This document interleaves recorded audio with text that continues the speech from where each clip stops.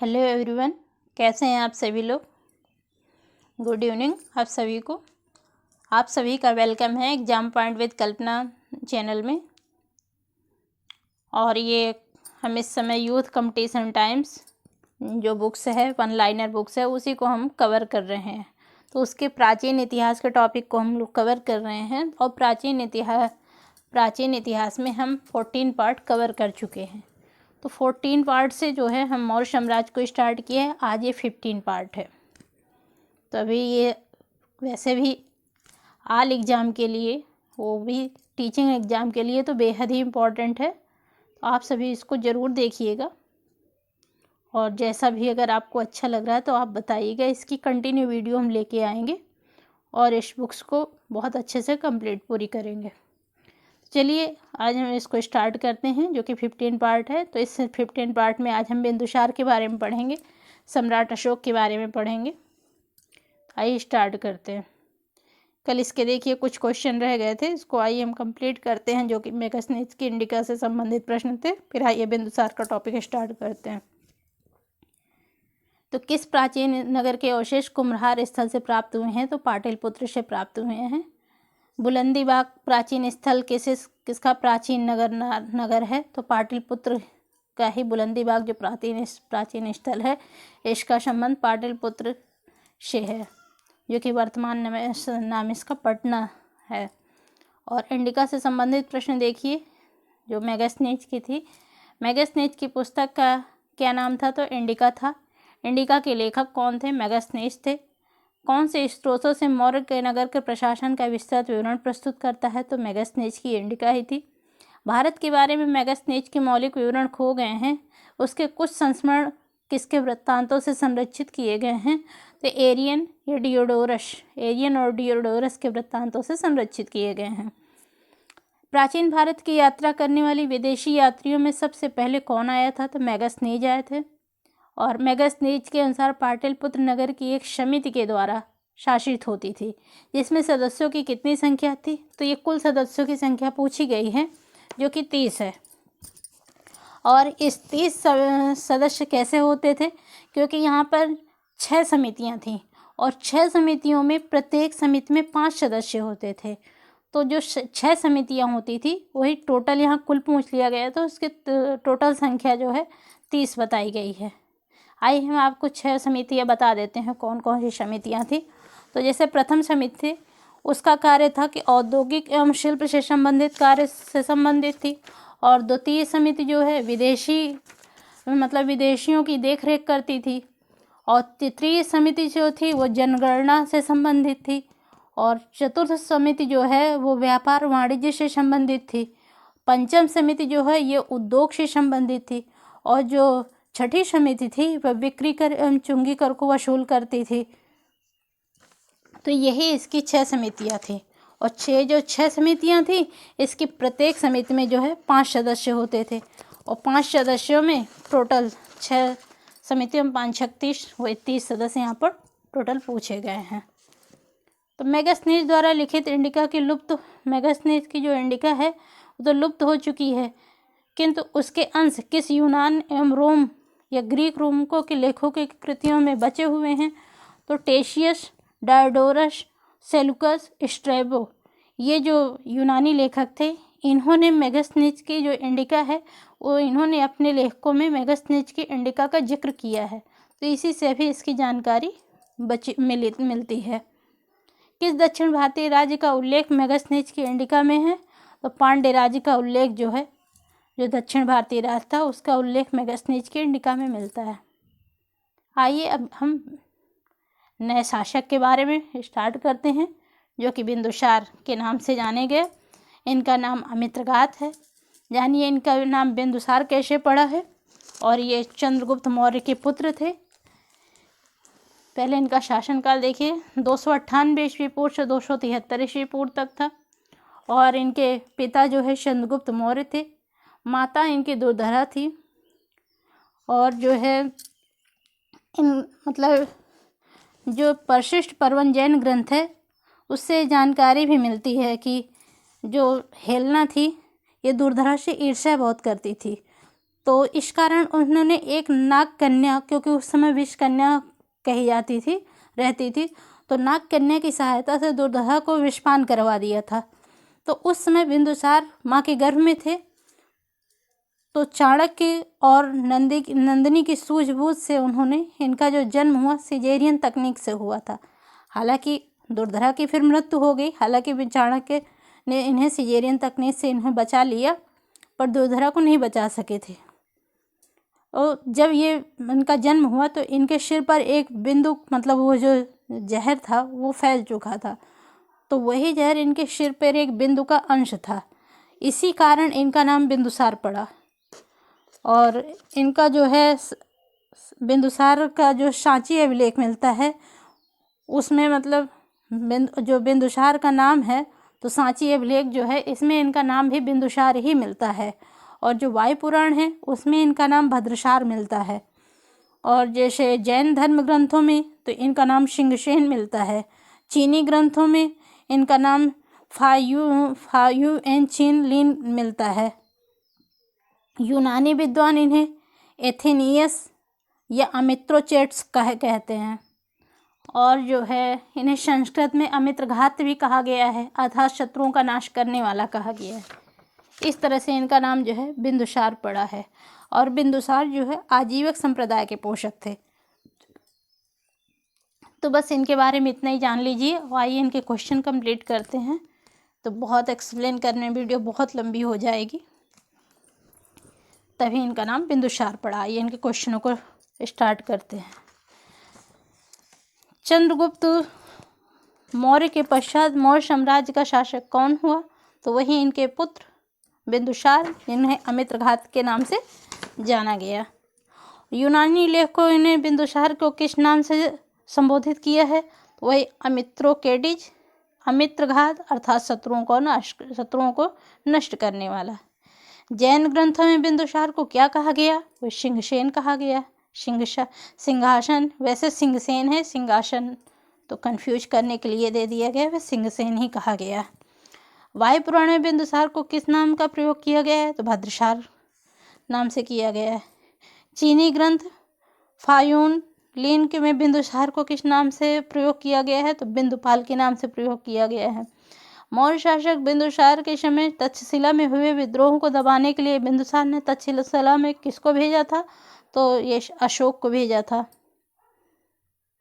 Syria के राजा Antiochus किसने राजदूत के रूप में बिंदुसार के दरबार में भेजा था? तो डायमेकस ने भेजा था। मिस्र के राजा टालमी द्वितीय फिलाडेल्फस 285 से 247 ईस्वी पूर्व ने किसे अपने राजदूत बनाकर बिंदुसार के दरबार में भेजा था? तो डायनेसियस भेजा था। क्वेश्चन वही है, थोड़ा सा घुमा बस दिया गया है। बिंदुसार ने सीरियन नरेश एंटियोकस से किन वस्तुओं की मांग की थी? तो मीठी मदिरा, सूखी अंजीर, दार्शनिक। तो उन्होंने सब कुछ तो दिया था, पर दार्शनिक नहीं भेजा था। मौर्य शासक बिंदुसार का प्रधानमंत्री कौन था? तो खल्लाटक था। आगे देखिए, बौद्ध साक्ष्यों के अनुसार बिंदुसार के समय अवंती का मतलब जो वर्तमान में उज्जैनी है, इसका प्राचीन नाम अवंती था। तो अवंती या उज्जैनी के उपराजा कौन थे? तो अशोक थे। बिंदुसार किस मत के अनुयायी थे? आजीवक मत के अनुयायी थे। अभी हमने बताया है कि आजीवक संप्रदाय के पोषक थे, उसी को मानते थे। आगे देखिए, फिर इन्हीं के पुत्र हुए अशोक। इनका प्रियदर्शी के नाम से इन्हें जाना गया। इनका कार्यकाल 273 से 236 ईसा पूर्व मिलता है, और कहीं कहीं 232 ईसा पूर्व मिलता है। तो जो भी देखिएगा आप उस हिसाब से चलिएगा। 273 से 232 ईसा पूर्व भी मिलता है, और 273 से 236 ईसा पूर्व इसमें लिखा है। तो अशोक के बारे में थोड़ा सा जान लेते हैं। इनके पिता का नाम बिंदुसार ही था, माता का नाम सुभद्रांगी था, और अशोक की जो है 5 पत्नियां थी।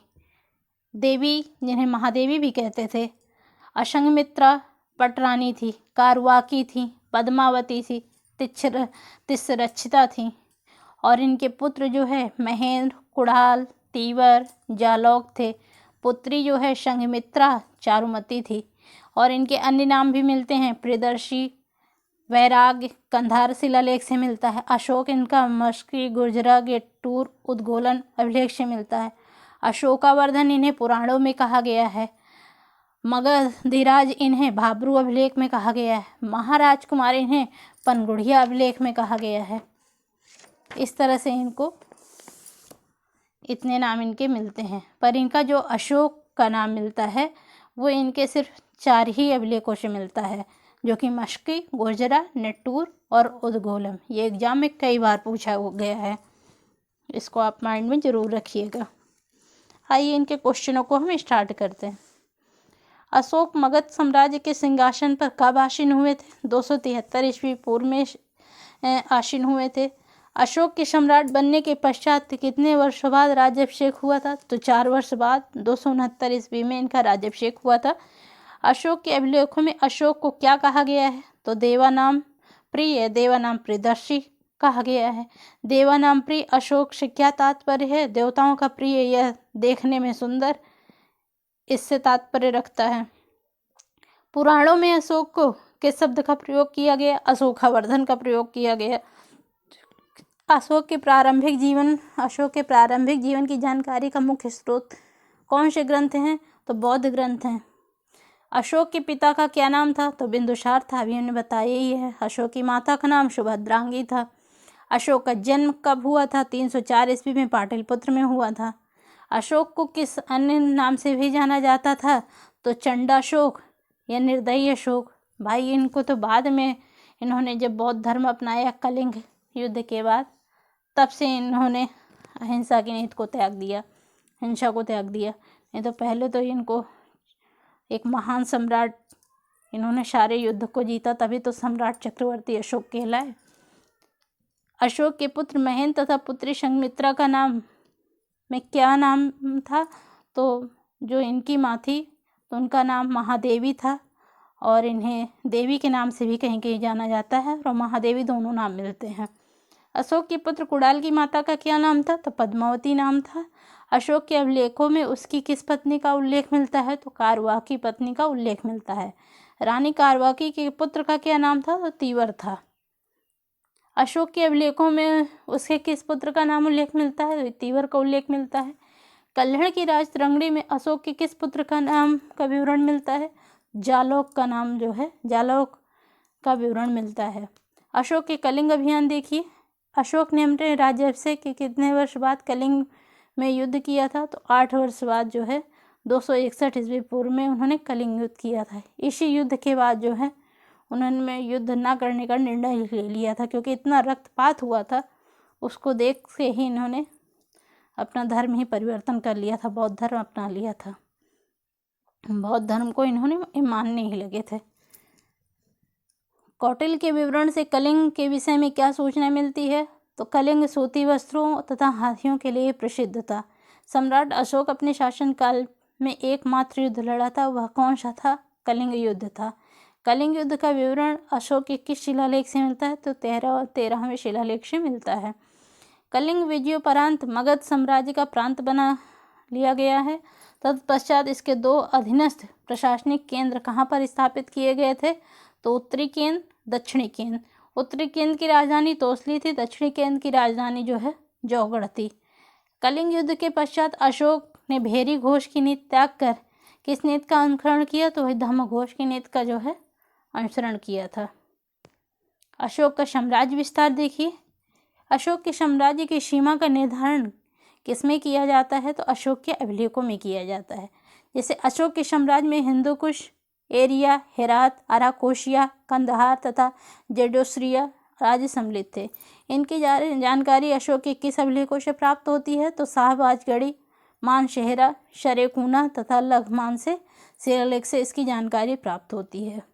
अशोक के साम्राज्य की सीमा का उल्लेख देखिए, इसके क्षेत्र देखिए, इसके अभिलेख देखिए।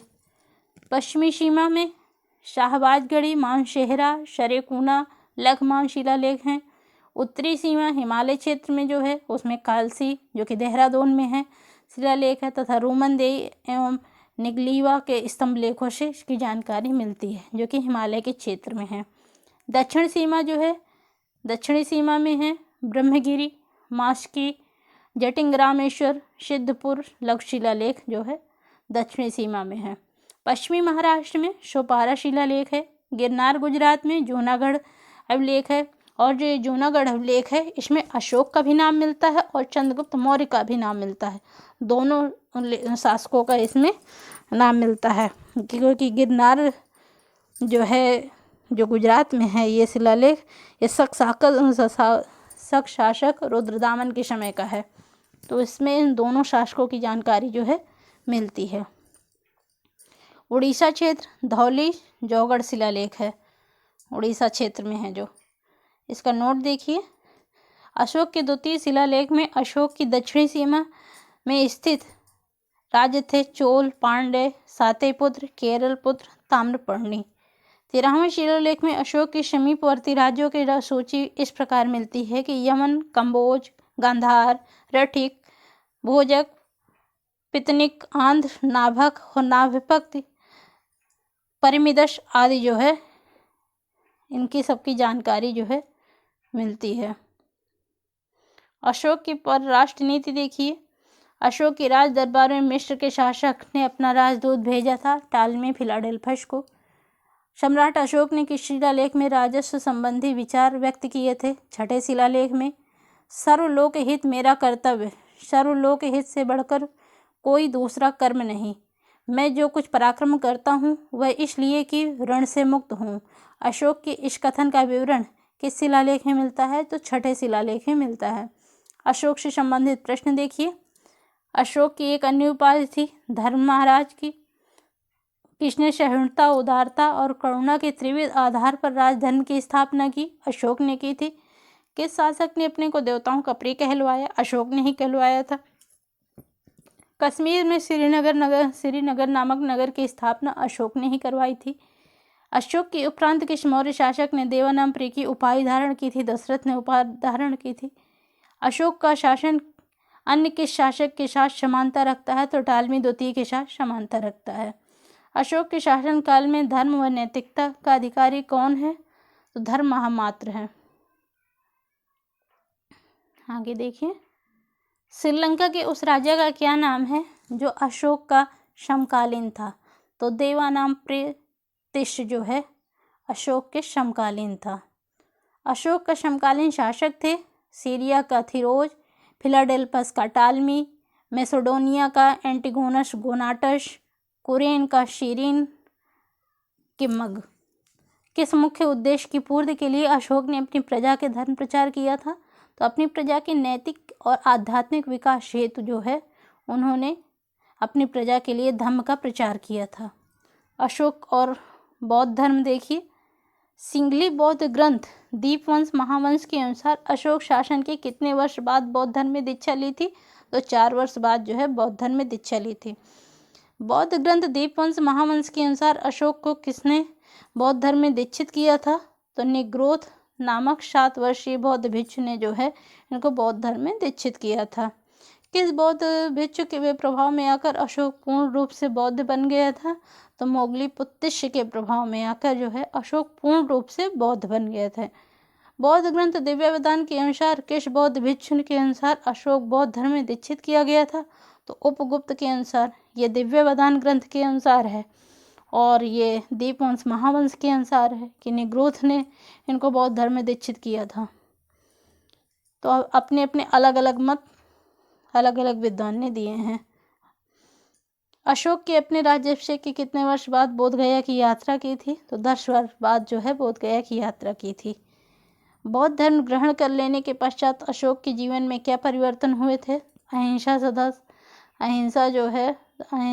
सदाचार का पालन करना, मांस भक्षण त्याग दिया था, राजकीय भोजनालय में मारे जाने वाले पशुओं की संख्या कम कर दी गई थी, धर्म यात्राओं को प्रारंभ कराया था। अशोक ने अपने राज्याभिषेक के कितने वर्ष बाद लुम्बिनी ग्राम की यात्रा की थी? तो 20 वर्ष बाद जो है राज्याभिषेक के 20 वर्ष बाद जो है लुम्बिनी ग्राम की यात्रा की थी। अशोक ने नेपाल की तराई में स्थित निकलीवा की किस स्तूप का निर्माण करवाया था? तो कनक मुनि, जो एक पौराणिक बुद्ध का स्तूप है, वहाँ पर इन्हें निकलीवा के नाम से एक स्तूप का निर्माण करवाया था कनक मुनि के आश्रम में। अशोक के बौद्ध मतानुयायी होने का सर्वप्रथम प्रमाण कहाँ से प्राप्त हुआ है? तो भाब्रू अभिलेख से प्राप्त हुआ है, जो कि वैराट राजस्थान में है। यह एक लघु शिलालेख है। भाब्रू लघु शिलालेख में अशोक ने बौद्ध मत के संदर्भ में क्या अभिवादन किया था? तो बुद्धम धम्मम संघम का जो है अभिवादन किया था। बौद्ध धर्म के रक्षक के रूप में अशोक का उल्लेख किस लघु स्तंभ लेखों में मिलता है? तो सारनाथ, सांची तथा कौशाम्बी लघु स्तंभ लेख में मिलता है। किस लघु स्तंभ से विवरण मिलता है कि अशोक ने बौद्ध संघ में फूट डालने वाले भिक्षुओं तथा भिक्षुणियों को चेतावनी दी थी? तो सांची लघु शिलालेख में, ये जो सांची लघु शिलालेख मध्य प्रदेश में है, वहाँ से इसकी जानकारी जो मिलती है। अशोक बौद्ध धर्म में होते हुए भी हिंदू धर्म में आस्था नहीं छोड़ी, इसका प्रमाण किससे प्राप्त होता है? देवानाम प्रिय की उपाधि से जो है इसका प्रमाण स्पष्ट होता है। अशोक का धम्म देखिए। अपनी प्रजा के नैतिक उत्थान के लिए अशोक ने जिन आचारों में संहिता प्रस्तुत की थी, उनके अवलोकों को क्या कहा गया? धम्म कहा गया है। अब इसका आगे का टॉपिक जो है कल हम कंप्लीट करते हैं, नहीं तो बहुत लंबी वीडियो हो जाएगी। तो इसके लिए आज आप इतना ही रिवीजन करिए। अशोक के धम्म को कल हम और आगे पूरा एक्सप्लेन करेंगे, ठीक है। आप प्लीज़, अगर आपको अच्छी लग रही है वीडियो, तो प्लीज़ आप सब लोग सब्सक्राइब एंड लाइक ज़रूर करिएगा, जिससे मुझे भी मोटिवेशन मिलता रहे। ओके। और ये वन लाइनर है, पर ऑल एग्ज़ाम के लिए क्विक रिवीजन की तरह है, जो कि वेरी इंपॉर्टेंट है। Okay, thank you so much.